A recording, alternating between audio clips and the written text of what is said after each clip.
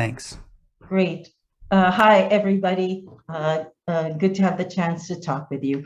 I'm going to be talking about a specific example that comes out of railroad operations, specifically freight operations, to give you an illustration of how we use cognitive task analysis methods and naturalistic decision methods to try and elucidate expertise and identify ways to more effectively support performance so that less experienced people can start to operate at a more expert level. So let's see. The area, as I said, is railroad operations. And railroad operations really is a technology that moves slow, that's moved very, very slowly. There are still humans who are operating the trains, typically a locomotive engineer and a conductor as a pair operate the train. But there are changing technologies that are really changing the nature of the work. So among them, something that just recently came out is something called positive train control. And the idea for that is if a locomotive engineer goes too fast, or if the locomotive engineer is about to exceed their authority, the system automatically brakes the train. Another system that's moving into place are energy management systems. And the idea there is that it provides guidance to the locomotive engineer as to how to operate the train so that to maximize effective use of the fuel. And there are new communication technologies. All these new technologies are really changing the nature of the work of the locomotive engineer and the conductor. And that's some of the things that we have been studying. But it impacts their ability to monitor. It introduces a need to supervise the automated systems.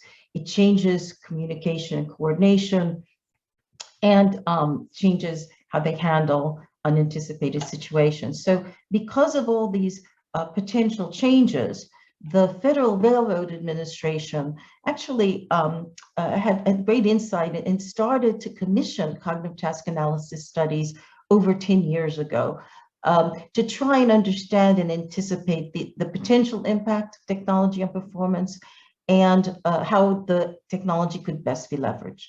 So they were very much interested in identifying cognitive activities that occurred that could be better supported by technology.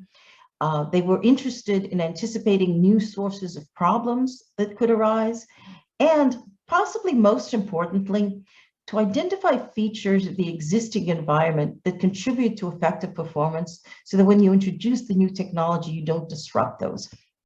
So the idea is to understand the way work is actually done in today's world to anticipate the impacts of new technology.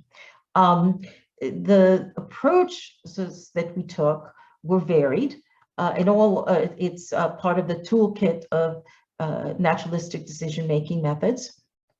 They included doing structured interviews and especially things like the critical decision method to understand critical incidents that arose and that elucidate expertise, as well as broader sets of questions to understand the demands and complexities in the world.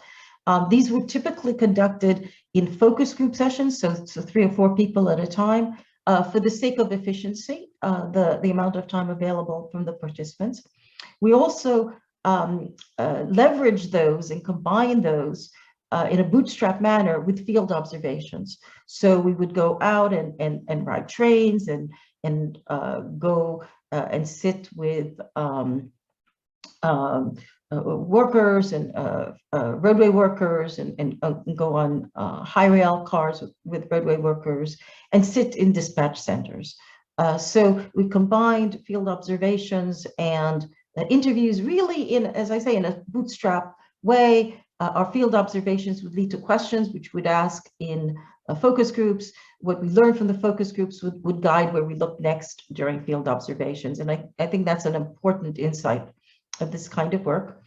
And we looked at a variety of different railroads and different geographic characteristics to get a broad sense of the nature of the work. Okay, so the focus of the observations and interviews included what are things in the current environment that contribute to performance problems and difficulties and errors. And a big one, for example, still to this day, they rely on analog radio communication to communicate between roadway workers and locomotive engineers and dispatchers. And there are dead spots, people step over each other in communication, which could result in problems. We were interested in skills and strategies that expert practitioners have developed to avoid or catch errors, and I'll be talking to you about those. And finally, as I said, opportunities to enhance performance or improve safety through either improved design of new and existing technologies or new forms of training. I think later today, you'll get exposed to some of the naturalistic decision-making approaches to training, and that's an important part of NDM. And finally, potential new problems that can emerge from the introduction of new technologies. So I wanted to give you a flavor for the kinds of findings, and so I'll really focus on two of the many studies maybe that we did, but one of them was focused on understanding the role of conductors and locomotive engineers as they ride the train together. The questions arose is, if you put in things like positive train control, that'll stop the train if the locomotive engineer makes an error, either by going too fast or by trying to exceed the authority, the place they have authority to be in. The question is, do you still need a conductor? Do they still play a role, or can you go with just one person operation? And so we did a study that combined observations and interviews to try and understand all the roles that conductors play.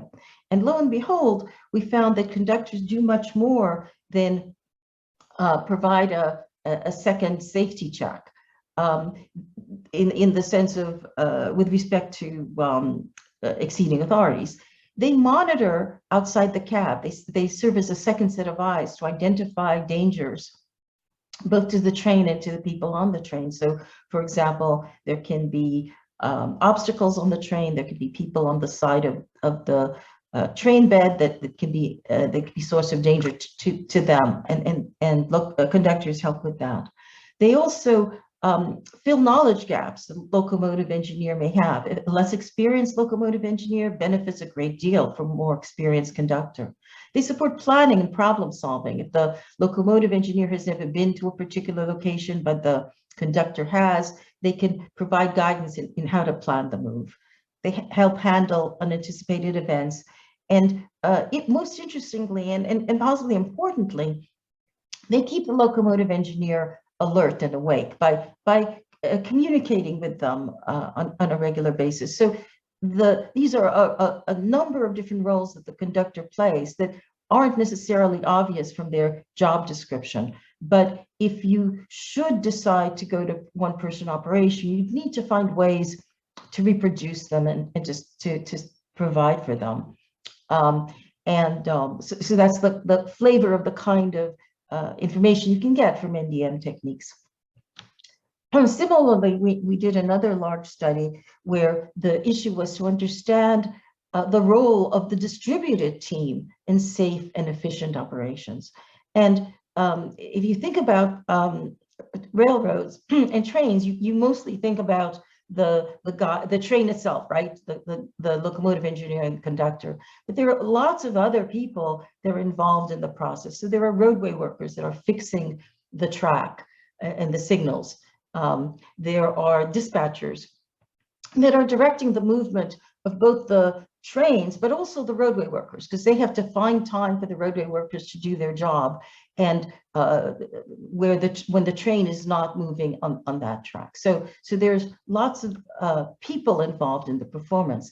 And what we found was that it was very important for both for everyone really in this very distributed team to have maintain common ground, maintain common knowledge of the situation of each other, of their roles, what they were doing, their intentions.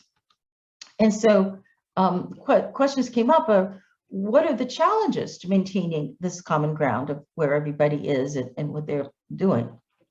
Well, some of it has to do with the fact that there are delays in unscheduled trains that make it difficult for, say, roadway workers who are watching out for the trains so that they don't get hit, to be aware of when and where the train will be, at what direction they'll be coming from, what track they'll be coming on.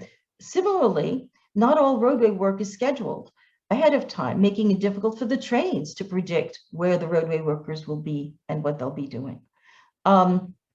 The location of roadway workers isn't instrumented, at least it wasn't at that point in time. So they weren't carrying GPS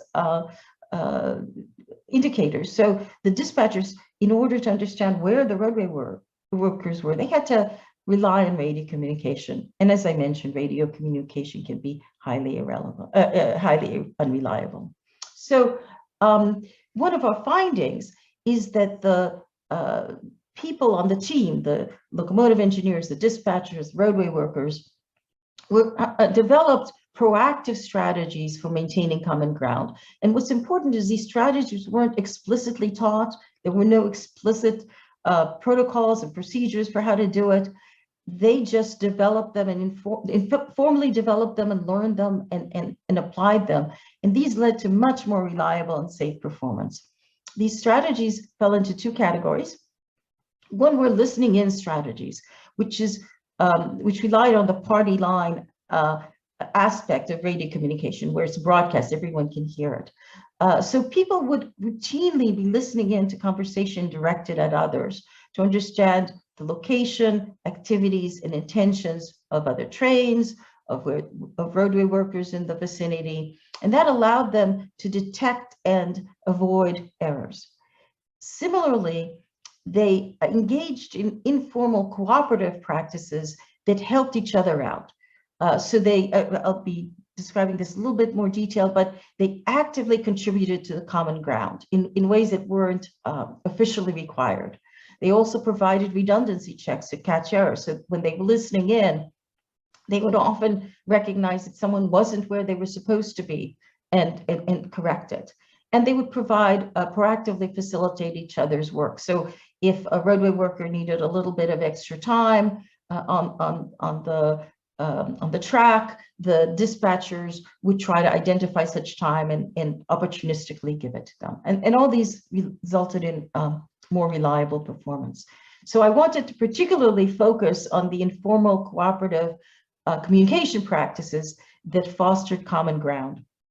And these included dispatchers calling roadway workers to alert them of a train that was coming, particularly unscheduled trains, even though it wasn't necessary to do so. Train crews calling other trains to let them know they had just seen a roadway worker on the tracks, so to be watching out for them. Roadway workers on high rail cars calling other roadway workers and alerting them to trains heading their way.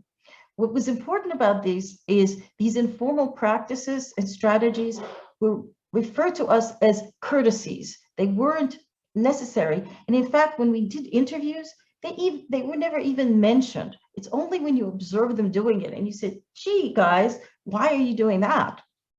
That they started to describe the techniques. And again, they called them mere courtesies, but in fact, they contributed to overall safety and shared situation awareness of the location of trains and roadway workers.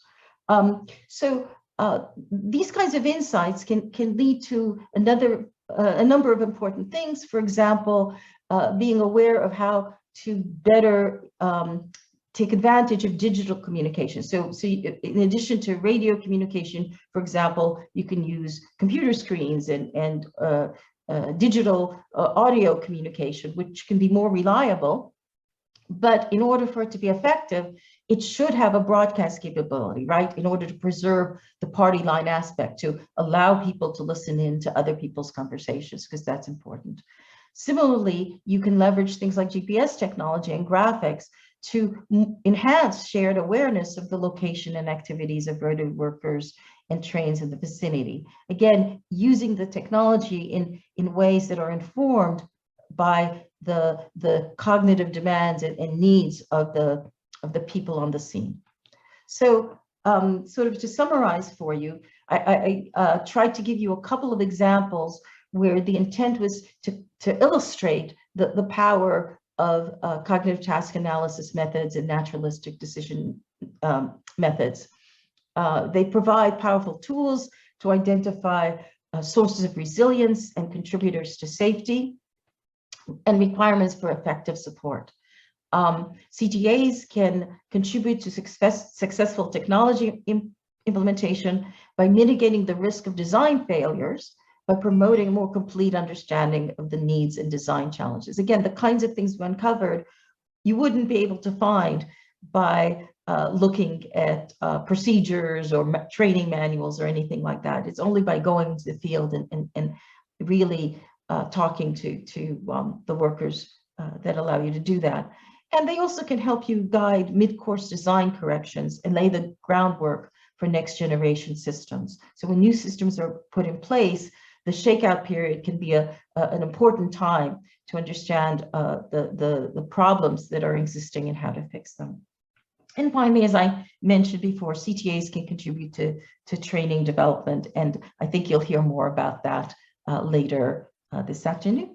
This is my talk. I want to thank you all for listening, and I will stop sharing my screen.